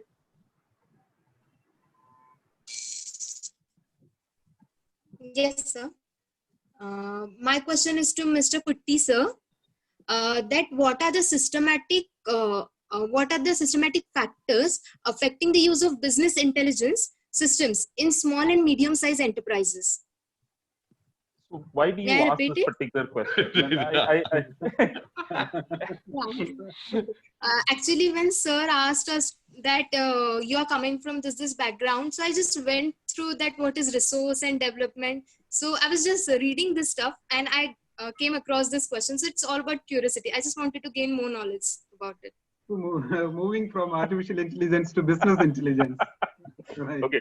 So honestly, I am not an expert on small and medium-sized enterprises and the issues that affect them. But as far as BI or business intelligence is concerned, in simple terms, it is collection, storage, and analysis of data that is relevant to a specific business. And that is very important. Relevant to a business, to a specific business. So the implementation is usually custom for each business. I mean, it's not like one size fits all. Some magic machine comes in and you can put in whatever data in and it will give you, some output. That doesn't happen usually. So, and developing a business intelligence system, it's a complex undertaking. And a lot depends on, say, what kind of strategies are employed to gather this data, analyze the data, what kind of support you get from your top management, whether you get adequate resource allocated onto this. Then several times you already have certain systems, and then the integration with the system is also important because you need data to be fetched from certain things that you already have. So all of these factors will depend or will decide whether the implementation is successful. And if it is successful, then obviously you get all sorts of, whatever you desire. That is, you will probably get some kind of historical data. You'll obviously have access to your current data, and it can also help you predict. It's not. I won't say it is 100% accurate, but to a fairly large to very large thing, you can say it would be accurate in terms of predicting where your business operations will go, where demands will go up, where it will not. But that is if it is successful. But unfortunately, like almost all major IT systems that companies, it's a fact that large systems that companies build, a lot of times they meet with failure. And that has nothing to do with a specific industry or a sector.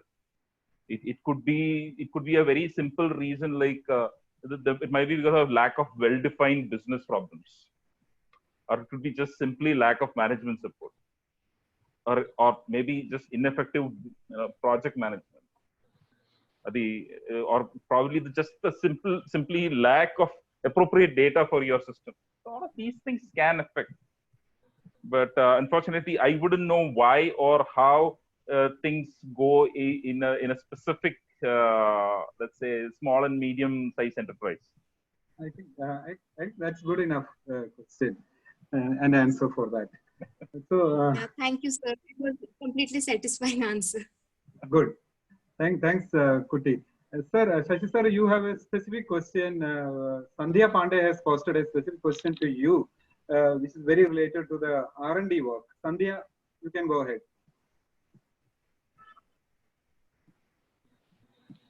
Good afternoon, sir. Sir, my question is, if someone wants to grow his career in research, what he or she should do? What do you mean by career in research? Academic as a long-term or goal. huh? Sir, No, as are you looking at an academic career, or are you looking at an industry research career, or which direction? The industrial research. Okay, so yeah, industry research, I have only kind of peripheral knowledge in that sense, but in a sense, I define research as not something very esoteric that somebody with lot of gray hair or long big beard and all that kind of things. But research is to me an attitude to things. Okay, so for example, let's say when somebody discusses a problem, you will try to understand it in certain sense and respond to it, right? So when you have a little bit more of a research mindset, you will possibly see a bigger picture or a broader sense than what traditionally would happen, because you are a little curious about, you can kind of connect with a whole lot of other things, and then you probe more, and then that enables you to kind of look at non-traditional solutions or out of the box thinking and those kind of things. The second bit is which we generally crib that the new generation is lacking is the curiosity. Okay, so when somebody tells you that let's say blockchain is going out of it's not going to work, so you say, oh, XYZ said that, so it must be true. That's bad, right? So you want to kind of reestablish that faith. Do I really believe what he is saying? Is that that statement based on meaningful assumptions, rational thinking, So you want some kind of a conviction, no matter who tells you that. Okay, so that is something that people normally don't have, which is why when somebody says, you know, this is the complexity of this is so and so, or this code will work, or this will do, you will clap and say very good, without even thinking whether there is any sanity there. Right? So the ability to kind of question everything. So when you read a paper, when you read an article, I mean, I'm sure many of you do that, where you read an article and just verbatim reproduce it because it is there in that article. Now, the person who wrote the article is also like you only. So you don't realize, oh, could it be that he made a mistake there? Is his conclusion justifiable? Right? Or somebody says, you know, COVID in India will go like this. What is the data that he relies on? Right? What is the methodology that he is doing? Is that meaningful? Does it actually take into account a lot of things? So there is a lot of questions that every piece of information actually brings in your mind. So that it is that ability that one needs to, which ideally everybody should have, because it is not like there is something called a researcher as a category. It's good for your, I mean, I always say that research is good for your mental health, you know, like eating fruits and taking a morning walk and all that. So that aptitude is useful to, if you want to look at a research-based kind of work. Because if you want to tend to trust everything and just don't have a, you know, the curiosity to question and get deeper, you will possibly be at a flat land. You know, you don't see something to take it further. So in terms of mental preparedness, that is what it is. In terms of subject-wise, there are lots of you know, material on research methodology, how to do research, and you know, things like that. For example, how do you actually read a paper if I give it to you? Let's say an article or a, you know, a research paper. How does one read a paper? Right? What kind of notes do you do? What kind of questions do you ask? So there are a lot of preparatory things which actually help you to grow that ability. The research methodology will tell you what is the right way of doing research. For example, if I do a database research, how much data should I collect? How do I know whether my conclusion is significant or not? And there is a lot of techniques that you deal with it. Other than that, you know, any of you can go into a research area, and any of you can go into industry area also.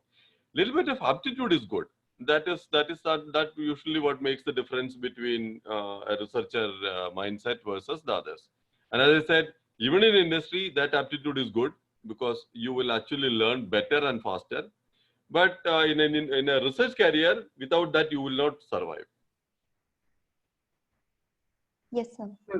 That's a very good answer. Actually, it has ticked my thinking side also. So I'm tempted to ask one question on this.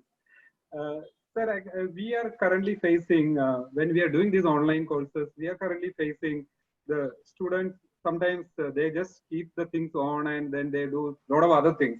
Or they are not attentively attending the sessions, or just for the sake of attendance they are attending, not attentively. So how can we use the high-end technologies like virtual reality in education? Can you throw some light on that? So ultimately, I mean, what is that? There's a proverb. No, you can take a horse to water, but you can't make it drink. Correct. So I can give all the things that you would want, but I can't make you eat. That's something that you have to do. Yeah. So and if you look at from the learning theory perspective, people talk about constructivist model of learning, where you provide the input, the student constructs their knowledge or their own mental model out of whatever you say, right? So even if I'm giving an answer, I'm sure the 100 or 200 people who are listening to me don't actually get exactly the same mental response from the same words that I speak. They all interpret it differently because from their background and things like that. So one is ultimately what we're trying to do or we tell the teachers to do is make the content appeal to the interest of the person that you are talking to, right? So if I'm not able to connect with my audience even in a session like this, they will go away. They'll say this guy is boring. This is not making any sense to me, right? So this appealing is because, again, a two-way process. So if you take, let's say, most of the school kids are not coming to class because they have an overwhelming desire to learn about, addition, multiplication, and, integrals and all that. It's because your mom will say, go to classes, right? So you go. Otherwise, you will not get food or you will not get something. So most of the time, their motivation is extrinsic. It is not internal. But eventually, maybe some of them will develop this is very interesting, I want to learn, etc. Right?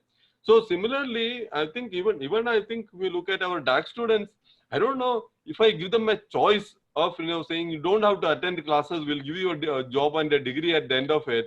How many of them will actually come and sit in the class? Right? So if their motivation level is very low, it's very difficult to make them understand. Right? So the teacher can do two things. One, create that motivation. So saying that, see, if you do like this, if you learn this, you can do all these wonderful things and you will become a ABCD and, you will become a Pichaya or Satya Nadella and all that one day. That then maybe you'll say, oh, okay, that might interest me. I might want to do that. The second is to make the content understandable or connect with the person's background. So which is where we look at simulations, we look at animations, we look at multiple ways of explanations. We want to use good examples, contextually relevant examples, contemporary examples. So these are all things that teachers have been doing to make the classes interesting. Sometimes it is successful, sometimes it's not. So VR is also one of the things. So you can use virtual reality is where you can present things to them which they would not have been able to do otherwise. For example, walk into a molecular structure or walk into a nuclear reactor and actually see what is happening. They can all be done only by VR. You can't actually physically do that. So it can be a kind of a higher end simulation or things like that. So these are all technologies ultimately to serve the purpose that how do I strike a chord with the learner's mental model to say, wow, this is interesting, I want to know this. So anything that can click that are good mechanisms to build interest. Once the interest is there, he will, unless you are a particularly boring lecturer, he will listen to you. Okay. So try not to be very boring and try to create that interest in the audience. Yes, that's very right, sir. So, Sandhya, you have anything more to ask? Sir, that quantum computing and AI, yes, like which will grow more. That's okay. We'll take up the other questions because we have 5 more questions students have posted. So we have Anuja Shirsat. Yes, sir. Yeah.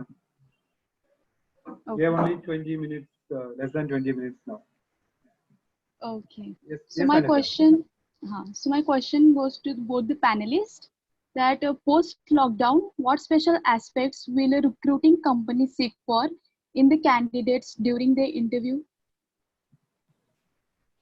Can you repeat, Anuja? Yes, sir. Like after lockdown, what special aspects will a company seek for in the candidates during their interview? Yeah, I think Kutty, you want to try? Because I got one of those controversial answers, so I can let them have a straight I think answer. some of this we have already covered, I think, in the beginning, right? Yeah. I will try to answer that, Anuja. So the fact is that all over the world, organizations have declared work from home today. And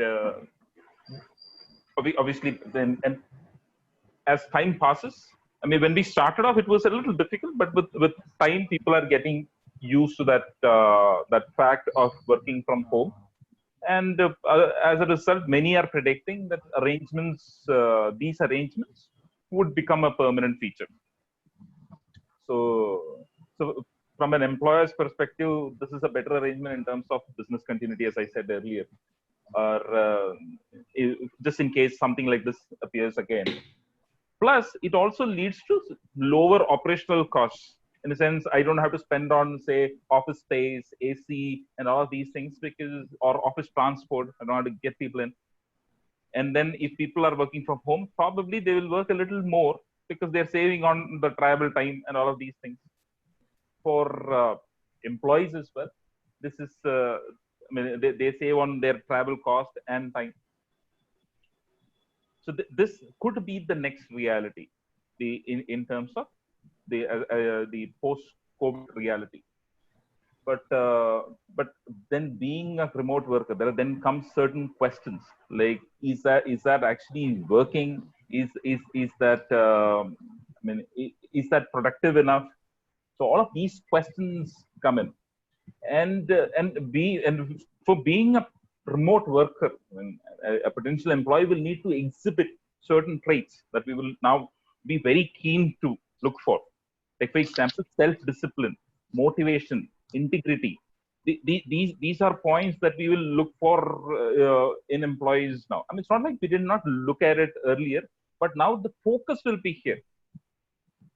The focus will be on these things. Are you self-motivated? Are you disciplined enough to do certain things on your own without somebody standing behind you and say, "Oh, Anuja, have you done this?" No.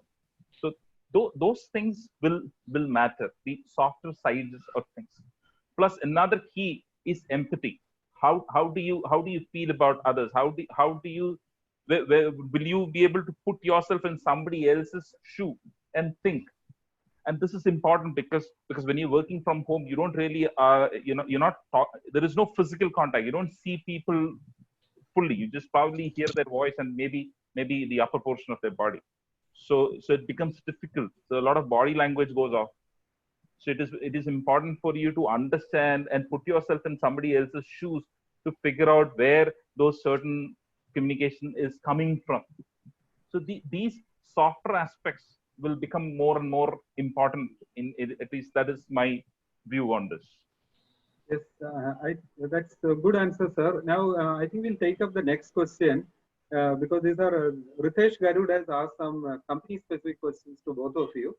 So we will listen to that question from Ritesh Garud. Hello, sir.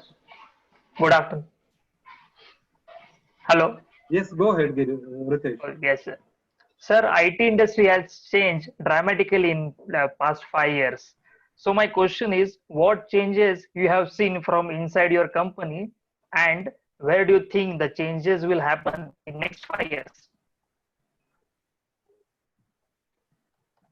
So the first part of the question is, what changes?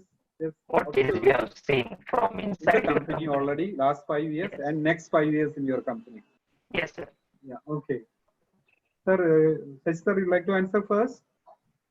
I don't know what to answer. See, a lot of these things are gradual. It's a little difficult to say, because of something, suddenly things have changed. Obviously, I think like the answer to the previous question, when work from home comes, your perspective changes.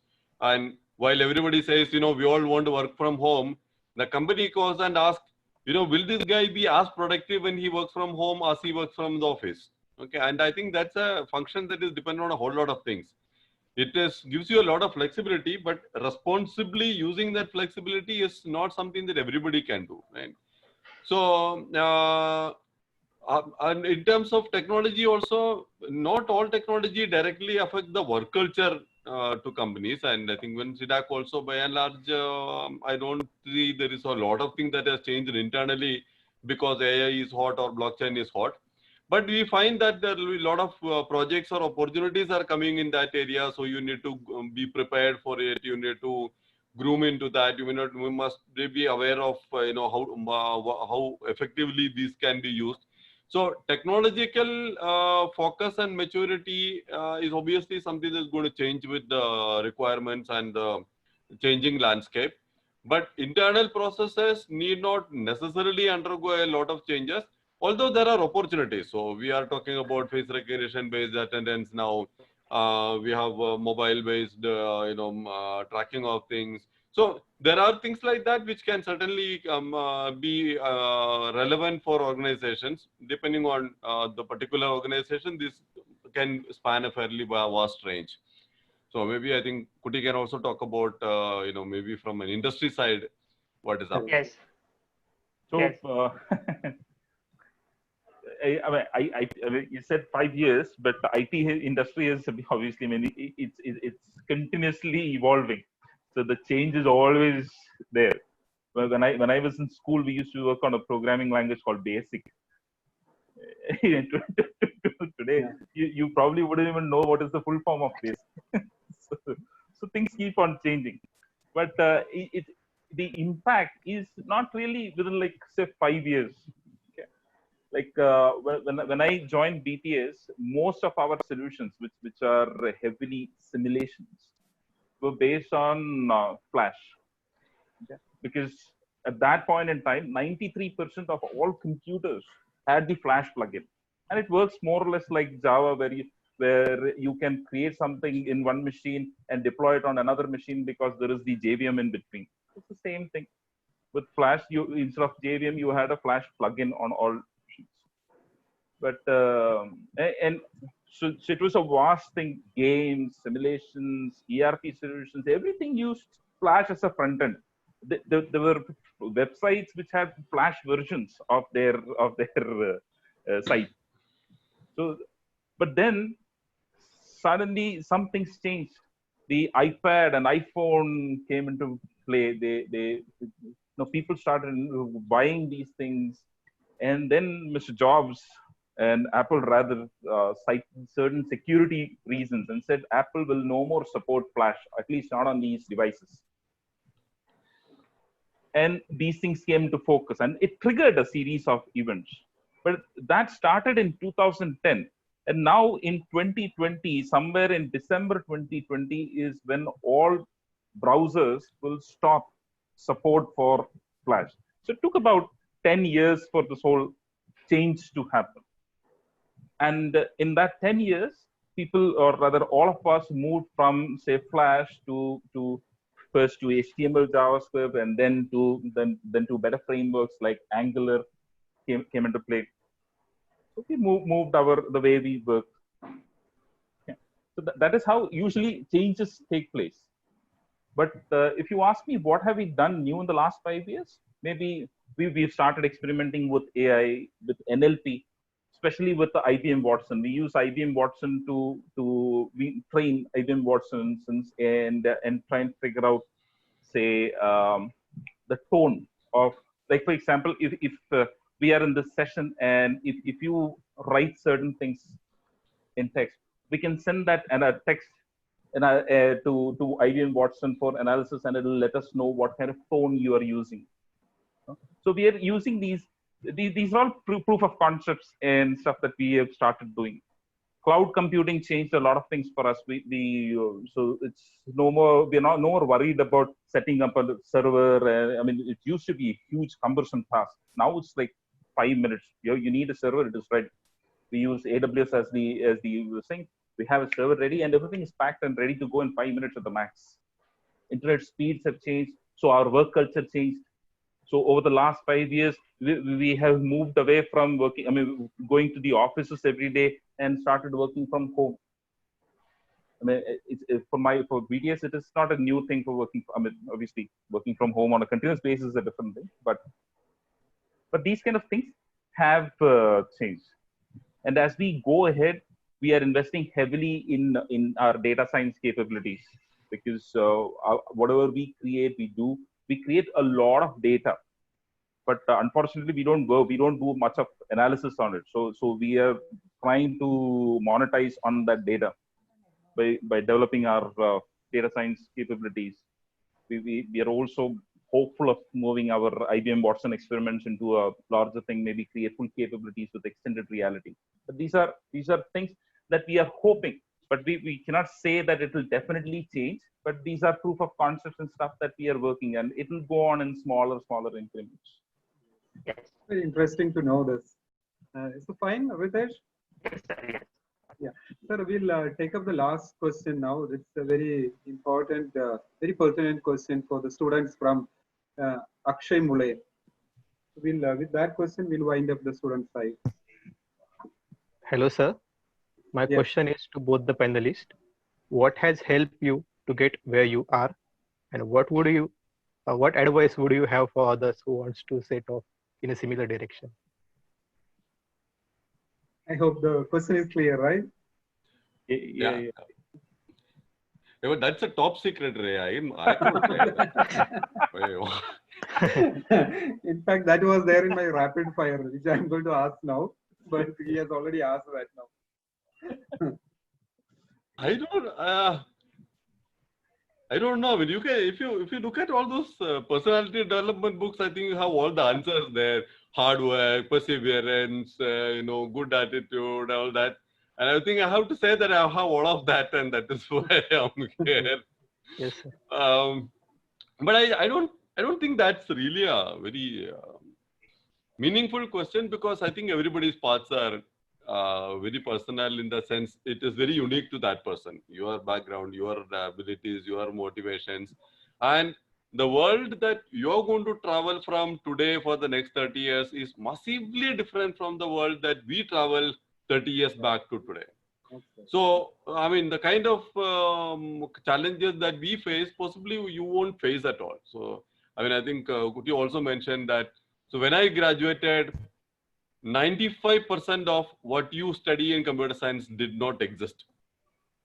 There was no internet, there was no World Wide Web, there was no Java, there was no mobile, there was no, I mean, we had one course on networking called Local Area Network, and that was taught by Professor Raghavan, who has been advisor to the Prime Minister's scientific advisor. So, and he could barely find material to cover that one semester in networking. It was just basically talking things, CSM, CD, something. Today, in any engineering college, the networking is almost like 4 courses, starting from communication technologies to web and internet and all that. So there is so much that is actually different. So the world environment that you are facing is something that is different. We had a lot of challenge, for example, in getting good books, because I mean, you can't afford to buy those books. There is no CD. Okay, so there was, I mean, so we had a lot of challenge in getting material, for example. You don't have, your challenge is now too much of material and you don't know what to do with it, right? So I know when we were studying in IIT, I don't think I ever bought even a single textbook. It was just beyond our reach to get them. We are dependent on seniors passing on the old books and, then the library to share things. Today, I have, more 50, 60 books are there in my pad. I don't have time to read them. So your world, so if you look at my challenge, how did I get resources? How do I get, material to read? They don't apply to you. So, and the rest of it, obviously, everybody has to work hard. There has to be a perseverance in getting things. Sometimes things don't work there, and you have to hold on and, look positive, look at multiple options. Being a little bit open about opportunities that you get, that's something that I can still say it is something that has helped, because over the last 30-35 years, I have dabbled into lots of things. Okay. Sometimes my boss used to call and said, Shashi, can you help with, let's say editing a journal? It is not really my R&D. It is not really going to be technically very challenging. But I said, yes, I will do it. So we have played around. I've become course coordinator for our own 1-year course. I was very averse to teaching when I came out of IIT. My prof said, Shashi, why don't you stay on? You can do a PhD and become a faculty there. I said, I can't think of talking to a crowd. I don't want to teach, right? So today I teach to so many people under various contexts. So there has been a little bit of openness in that sense. I come here, then I see how people are doing. So I started teaching and I enjoyed it. I found that it was something very healthy and very beneficial. So that grew me into that space. I used to do a lot of writing in some form or the other, and used to a lot of attention to detail, which partly my boss taught me, and partly I think it was there. So that has helped me to build a better writing ability, in terms of technical materials and stuff like that, and ability to which is open, which has also been very useful. Once I think my former DG called me and said, Shashi, I want you to go and attend IASC's 100th year celebrations. So I said, IASC is all about, physics, chemistry, fundamental science things and all that. What will I do there? He said, I think across CDAC, I think you are the only one who can sit through those lessons, those kind of lectures and benefit from it. I said that was a good compliment, and I said, like, true. I attended a good session on malaria simulation, and I was fascinated. I mean, I knew a lot about how malaria affects your brain, you know, how those molecules go there and all that.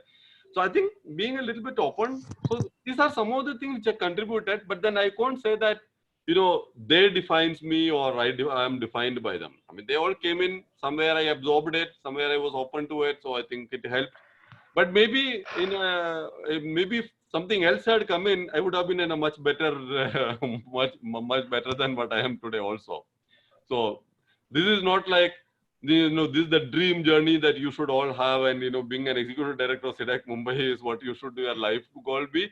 No, this is just something that comes along. Your positions and designations in an organization, I think, are peripheral. Obviously, it's important because it gives you a career growth and, you know, build your profile. But ultimately, what did I learn? How have I been able to do something useful? I think that's what I would like to put as the measuring yardstick for me. Yes, sir. Very rightly said. Very good insights on this question. And coming to your teaching side, it's very good that you came into the teaching aspect, because I have seen so many posts on Facebook and even otherwise, your old students who are getting connected now also and saying that how they have got beneficially tremendously from your teaching side. So that's a very good thing that when you are into teaching. One of my staff, Sudha, has raised a hand. You have any question? You have anything to add, Sudha? You should also ask Kutty to No, sir, answer. no. It was by mistake. Okay, fine. Yeah. I thought she has some memories to share with you. That's why Kutty, yeah, go. So, Dr. Shashi has already put everything in perspective here.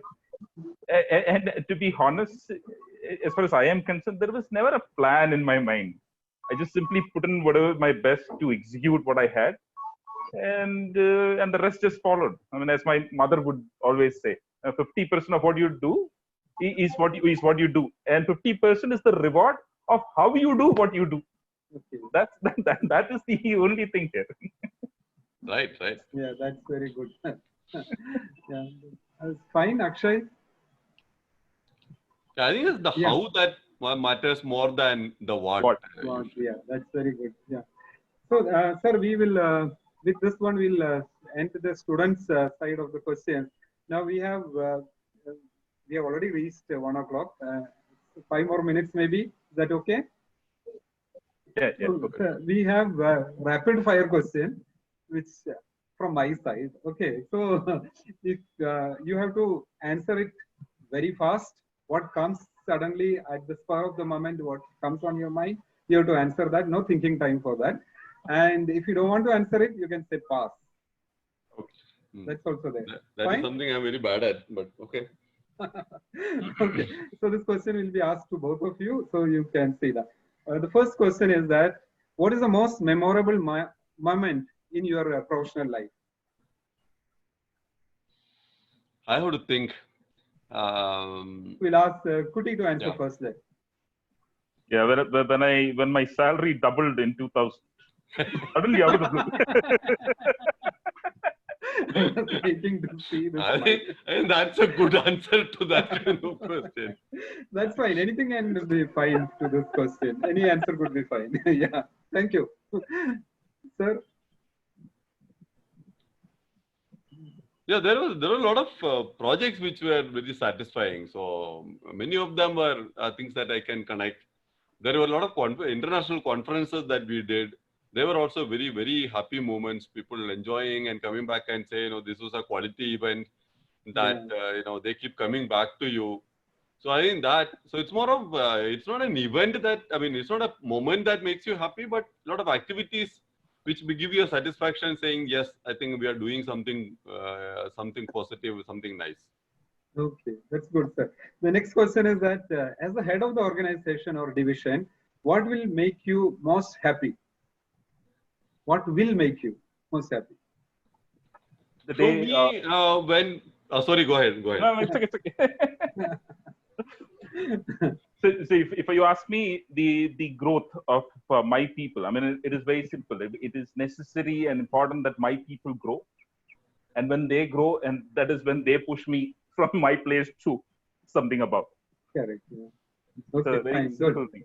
Yeah. Yeah, actually, similar. I was thinking, terming it as initiative from the people. So once the people can drive me to make me do things, the organization is in a safe environment. Okay, that's good. That's a good secret for us also to know. And next one is, what does success mean to you? I think that also has a lot of parameters. I don't know.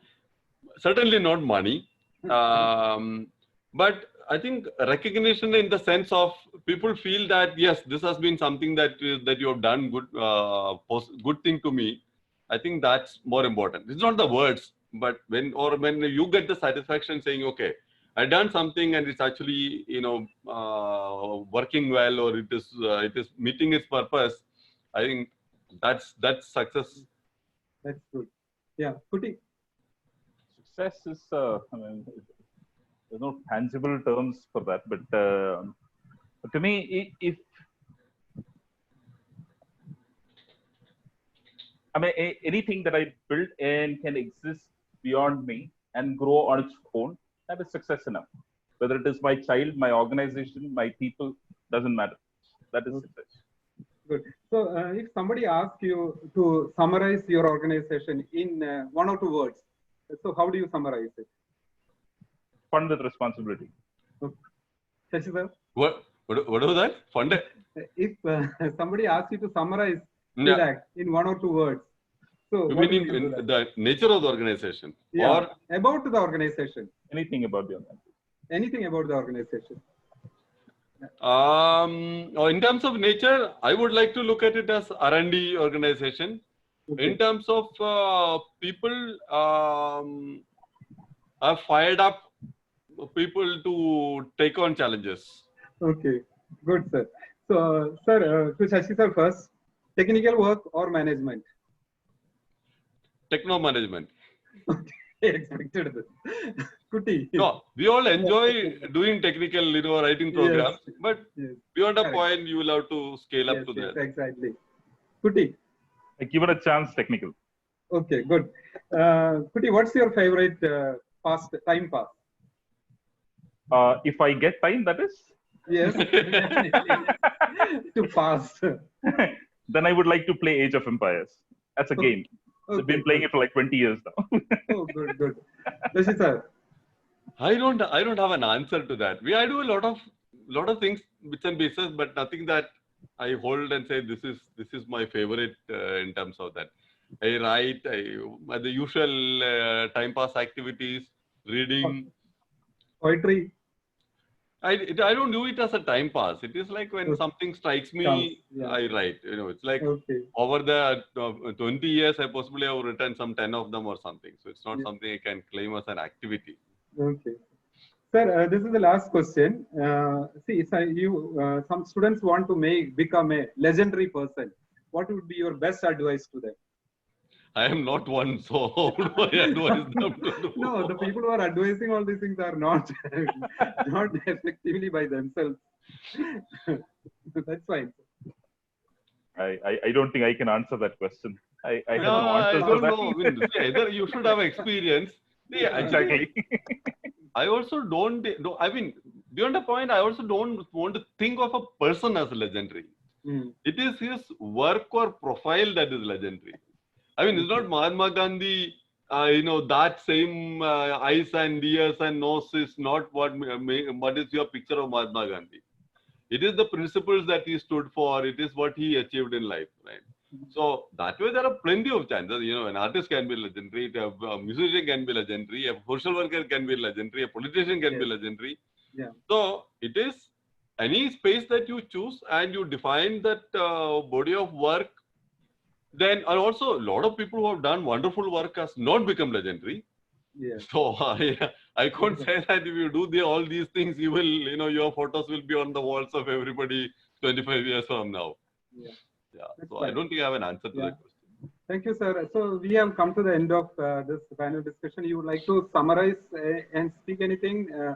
Both of you, quick words, something? No, not much. I think I told whatever I have to do in the beginning itself. So don't get disappointed or don't believe a lot of these. We have more fake news than real news these days. So be optimistic, and I think let your capabilities speak, but don't cheat on it. Yes. Make sure that you have capabilities. Thank you, sir. Kutty? Oh, well, first of all, thank you for the honor of being here. So that's important. And as for the students, I think that there is nothing. You just have to believe in yourself, and things will go right. There is nothing to think about in negative terms here. And that's it. That's simple as that. Good luck with your life. Okay. Thank you so much. Thank you for your time. And it was really good and a lot of insights for the students if they really want to practice this one from very different angles we have got today. So that's very good from technology, management, their personality development, all those things. Both Sashi sir and Kutty, both of you have done very well, very good answers. So I now hand it over to Elizabeth to conclude. Thank you very much, Johnson sir. I am more than happy to give the closing remarks for this intriguing discussion. So Shashi sir answered a question in which he was asked, what does success mean to you? And he answered, it's something that he does and which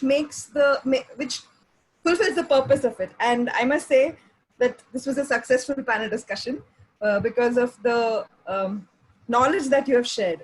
It is said that knowledge is power, knowledge shared is power multiplied. And I'm not trying to give any flattering quote, but on behalf of the entire team, we are grateful to you for sparing us this time and gracing this panel discussion with your priceless experience and knowledge sharing.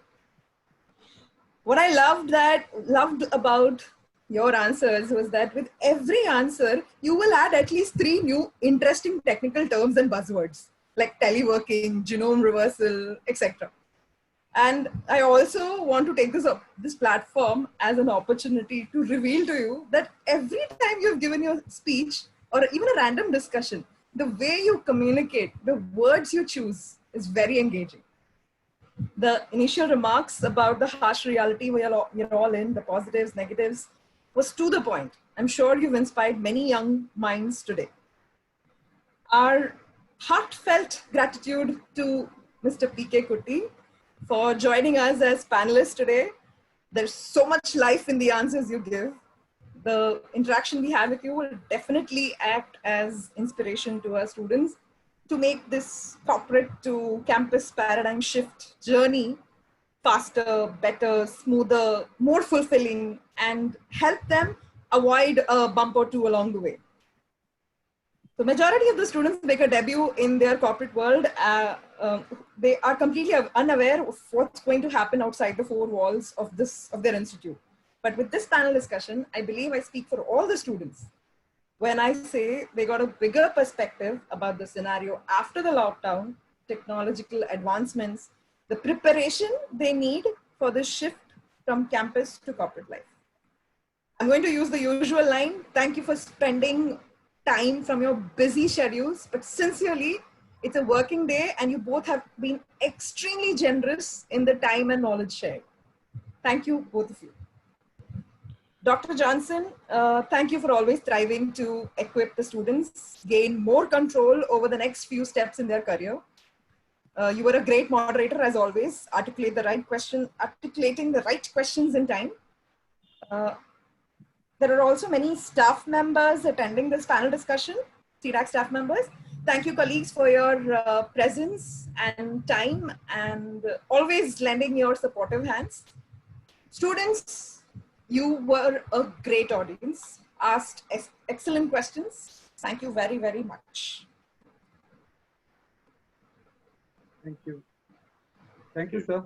Thank you. Thank you, Elizabeth. Thank you, everyone. Thank you, Kutty. Have a great day and great weekend and great further life. Yeah. And Kutty, nice, very nice to be part of the entertainment. And thanks, Johnson.